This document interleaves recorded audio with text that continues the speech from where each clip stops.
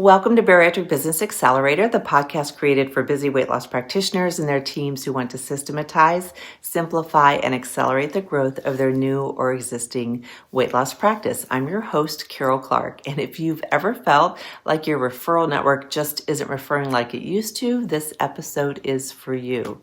Today, we're going to talk about how to reset your referral engine, how to revive those relationships with referring physicians without having it feel really awkward or salesy. So let's be honest, referrals have definitely shifted. I see this with all the practices that I work with. We see it in our own practice. Primary care offices, they're busy, and there's also far more competition out there.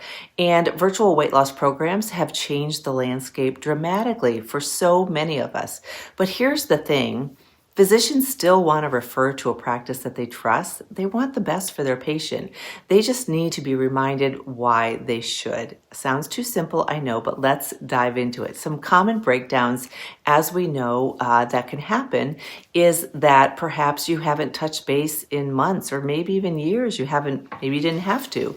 So you haven't touched base with them, or maybe they don't know all the services that you're offering now.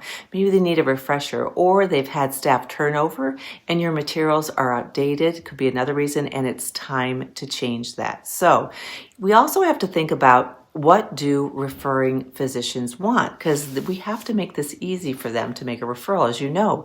But before you reach out, really understand what they care about most. So typically, this will be clear communication, a very simple referral process for them to follow, and confidence that you're going to take great care of their patient. Like I say, they want what's best for their patient.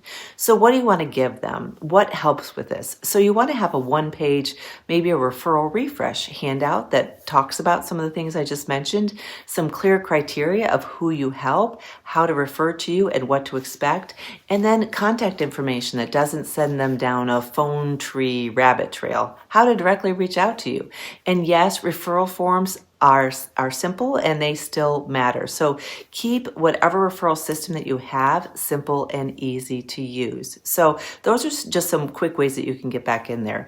Some strategies that will feel more natural and not really salesy for you in terms of reigniting that referral flow without feeling like you're begging for business. Nobody likes to do that. Needy, like as I've said before, needy is creepy. Nobody wants to feel like that they're needy. If it's needy, it kind of causes a little bit of not for me, puts them in that not for me sort of area. So you want to reconnect with purpose, reach out with value. For example, you might say, Dr. Smith, we've had a lot of success with our weight loss surgery and GLP-1 combination protocol for patients within the BMI range of 40 to 60.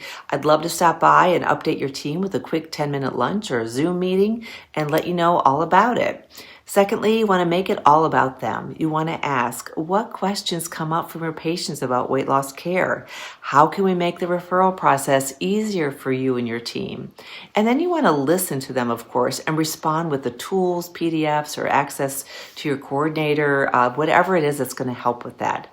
You also want to follow up like a pro as a third step. So set reminders to check in every 6 to 8 weeks. Have your team have a schedule for when they're reaching out to these referring practices, and not just checking in, but with a patient story, a new offer, or practice update, something that's going to be interesting and makes them want to pay attention. This keeps you top of mind, not in the way, not another, oh goodness, they just want to come share information that we've already heard before. So at the end of the day, here's your referral reset checklist. First, update your outreach materials. That's really important. Second, offer clear value in your communication that you're sharing with them. Third, build real relationships, not just transactions. You want to be listening to them. What are their patients asking? Just like I went through earlier.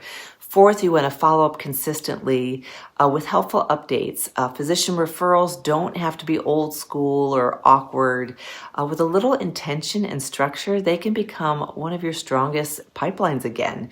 And I do see this happening. If you want help creating a referral strategy for referring physicians or your patients, that's another great one.